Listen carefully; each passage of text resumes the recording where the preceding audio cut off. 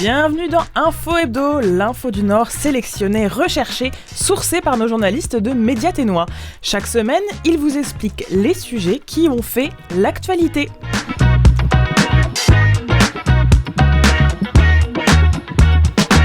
C'est parti pour une nouvelle émission d'Info Hebdo. Aujourd'hui, je suis entourée de mes quatre fidèles journalistes de Média Ténois.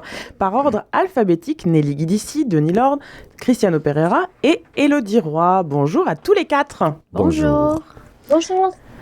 Alors, au programme de notre épisode d'Info Hebdo, on va vous parler de la fin d'une radio communautaire bien connue des TNO, de pistes de solutions pour sortir de notre dépendance minière, d'intelligence artificielle pour faciliter l'accès aux soins, de l'inévitable Trump et du Groenland, et enfin d'un festival virtuel pour les aînés francophones.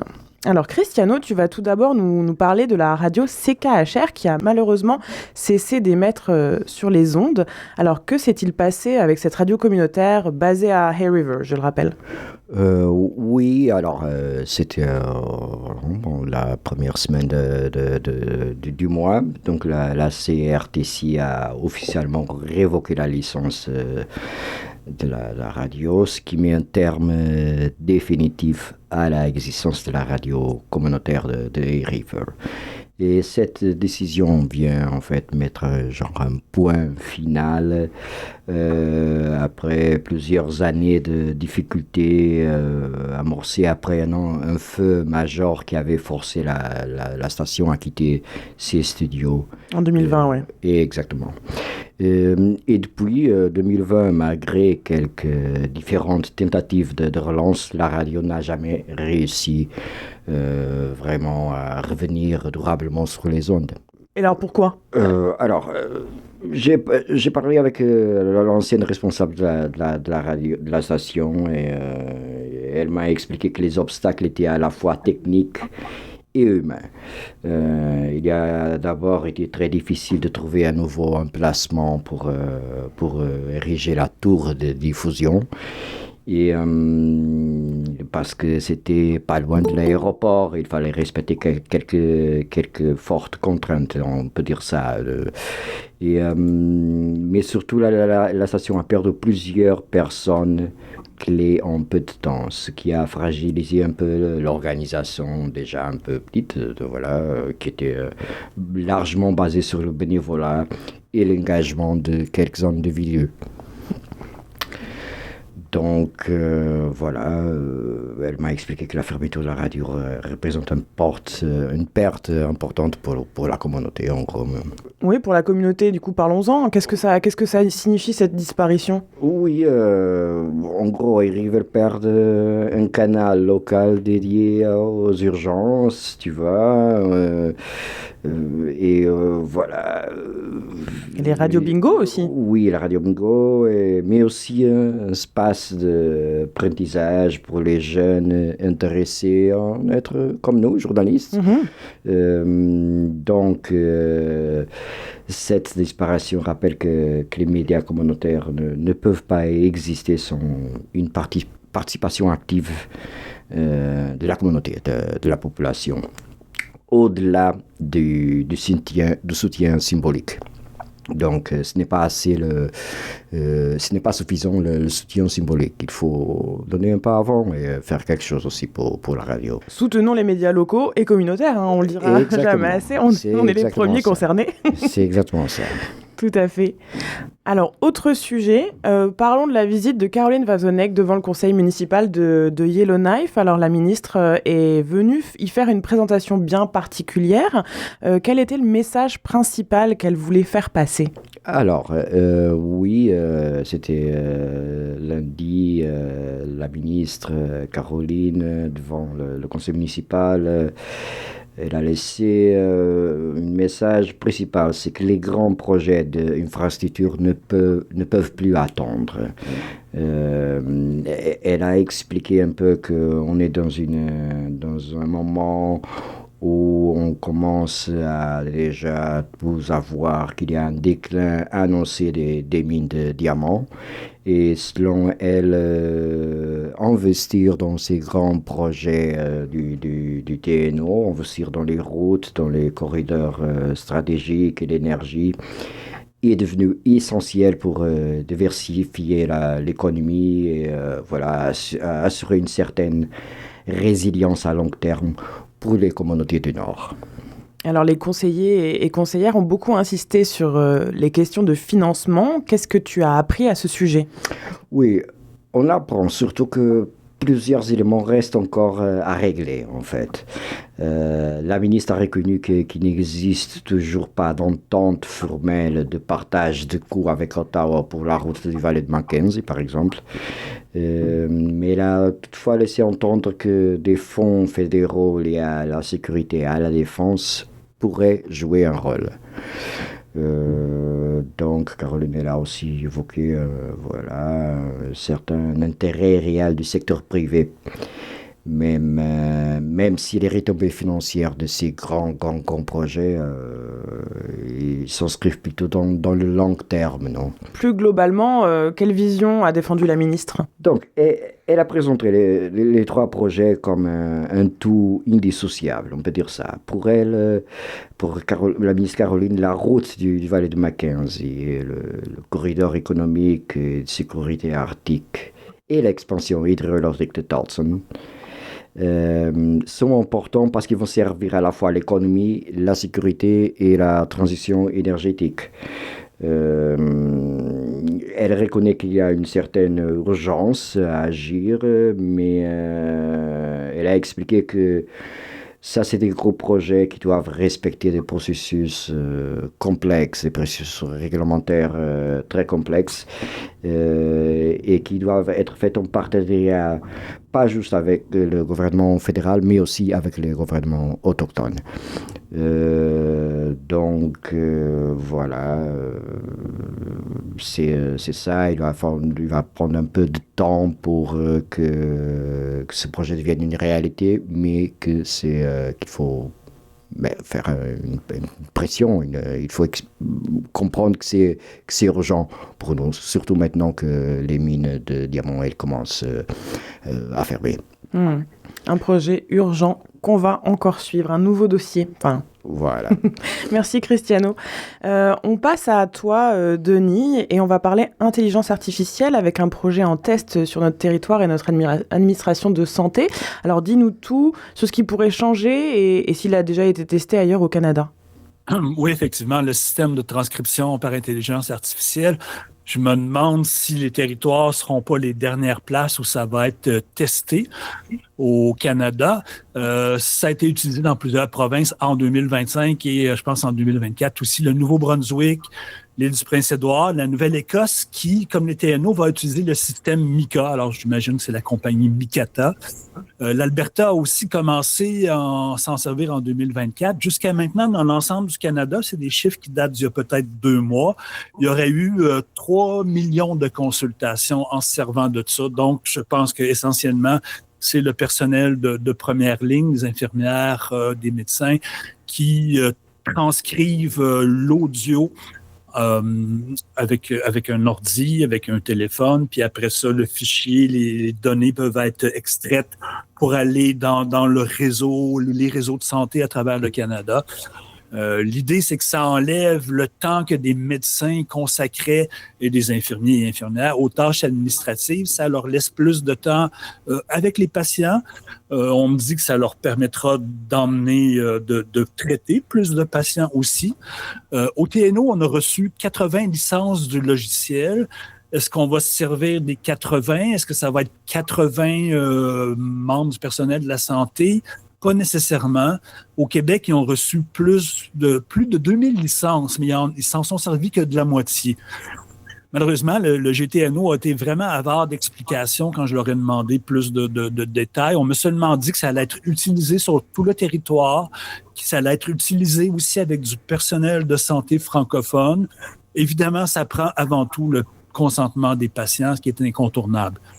Mais en théorie, c'est ça. Dans l'ensemble du Canada, puis ça va être comme ça au TNO, le personnel admissible, c'est les médecins de famille, les infirmières praticiennes et aussi celles qui travaillent dans les régions éloignées. C'est pas ça qui manque par chez nous. Et alors, tu as évoqué le Nouveau-Brunswick. Alors, cet outil aurait facilité le transfert de dossiers de patients francophones à des ressources anglophones.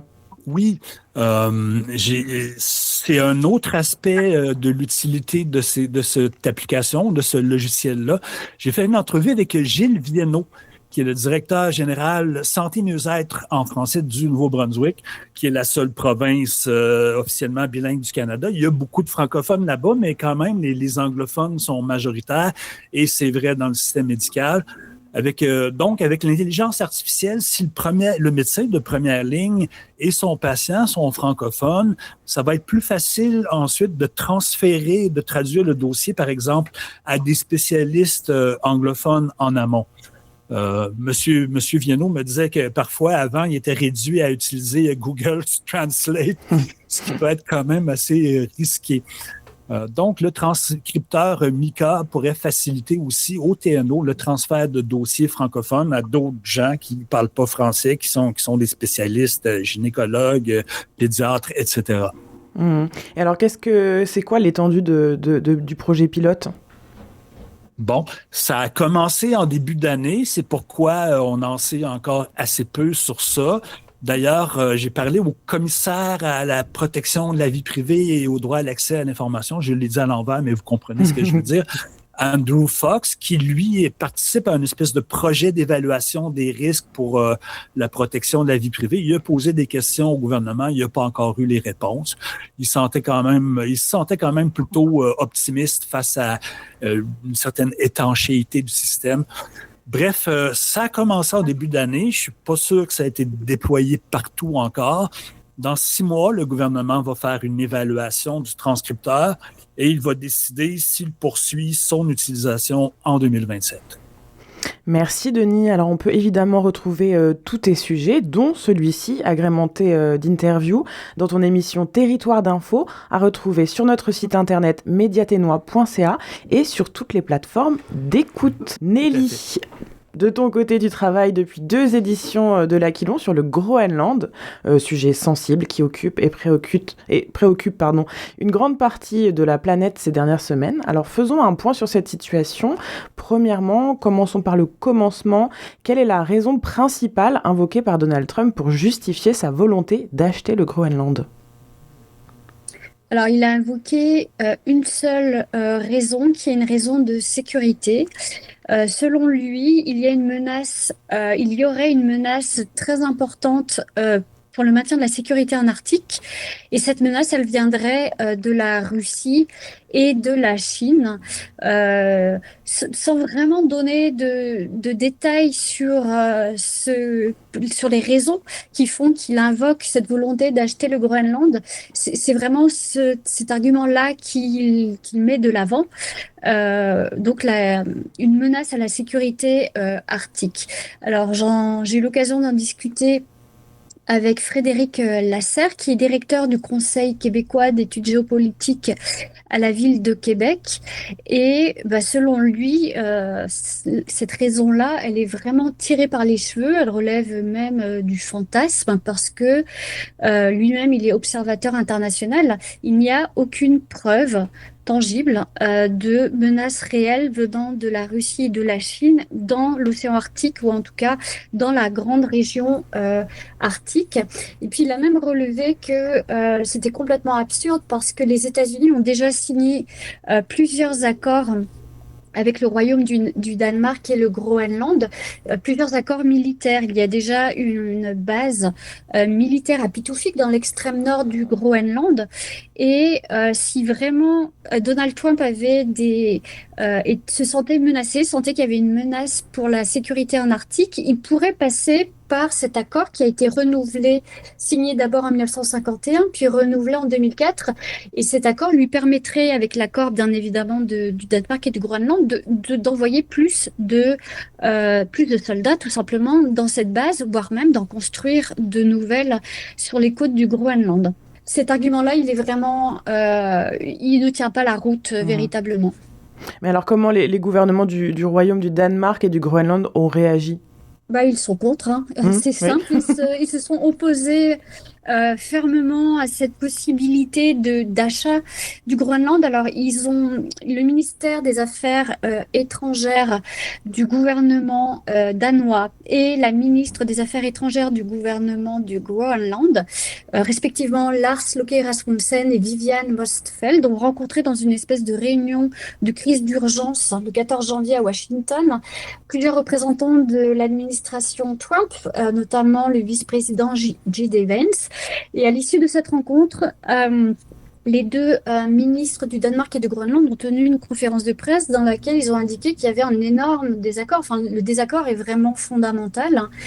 Par contre, ils se sont entendus sur le fait de créer un groupe de travail de haute instance. Ce groupe de travail permettrait d'étudier la possibilité de trouver, je les cite, une voie commune pour aller de l'avant et vraiment d'essayer de réfléchir à des solutions pour rassurer Donald Trump, mais ils ont aussi mis de l'avant le fait que la ligne rouge, c'est-à-dire la souveraineté du Groenland et du Danemark, doit toujours être respectée.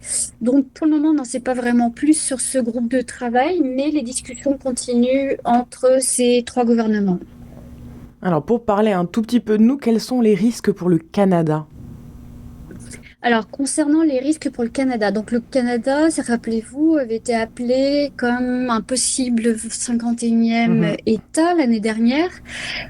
Pour discuter des possibles risques, je me suis entretenue avec un colonel à la retraite de l'armée canadienne, qui est le colonel Leblanc, et qui m'a indiqué en fait que y a des risques qui sont quand même relativement importants parce que le Canada est connu depuis des décennies pour ne pas contribuer à hauteur de ce qu'il devrait aux dépenses liées à la défense.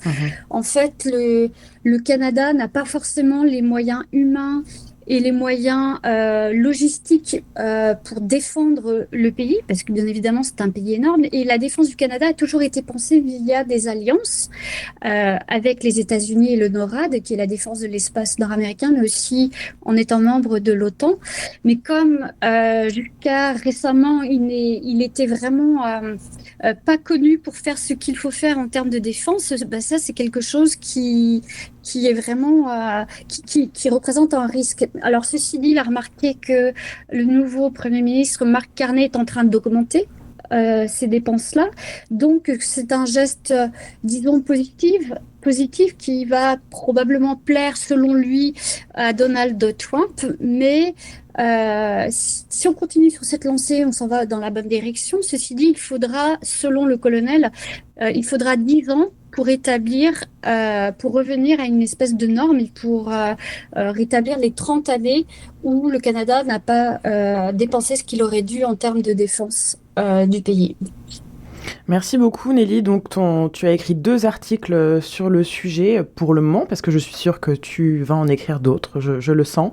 Donc le deuxième sera publié demain donc dans l'Aquilon et sur le site web bien sûr dans la semaine à venir.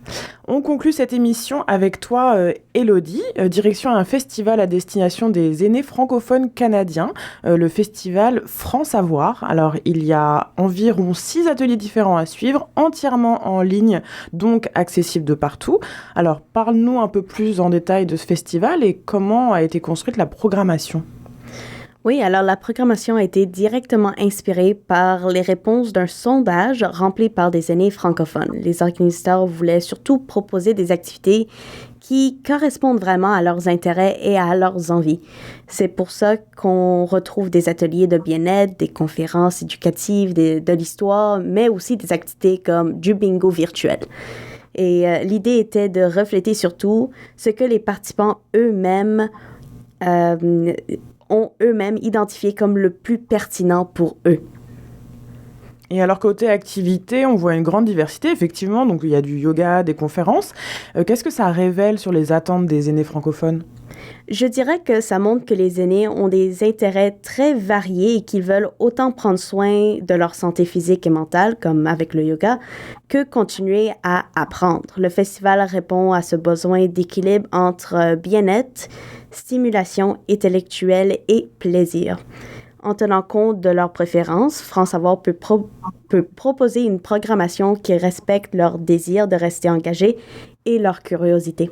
Et alors, en quoi le format virtuel et cette programmation peuvent-ils avoir un impact concret sur les aînés, surtout en hiver? Le format en ligne permet surtout aux aînés de partout dans le pays de participer, même ceux qui vivent dans des régions éloignées comme ici à Yellowknife ou qui ont moins de mobilité. En hiver, l'isolement peut être plus présent, alors ces activités offrent un rendez-vous social et surtout intellectuel, sans oublier le fait que la programmation est basée sur leurs propres intérêts qui augmentent aussi leur sentiment d'appartenance et surtout leur motivation à participer. Merci Élodie. Donc, ouverture de festival prévue le 26 janvier, si je ne me trompe pas. Vous trouverez toutes les informations pratiques dans la dernière édition de l'Aquilon et en ligne sur notre site mediaténois.ca. Merci à toutes et tous de nous avoir écoutés. On se retrouve évidemment la semaine prochaine pour une toute nouvelle émission d'Info Hebdo. Et d'ici là, bonne semaine tout le monde. Bonne semaine. Merci. Bye. Bonne semaine. Vous pouvez retrouver les articles au complet et bien d'autres en accès libre directement sur notre site internet à l'adresse mediaténois.ca. Le fil d'actualité est mis à jour quotidiennement. Pour ne rien louper, n'hésitez surtout pas à vous inscrire également sur notre site à notre infolettre pour recevoir votre journal chaque vendredi dans votre boîte courriel. Et vous pouvez aussi nous suivre sur les réseaux sociaux, sur Facebook, cherchez Fil Info Ténois, et sur X, Blue Sky et YouTube, cherchez Média Ténois.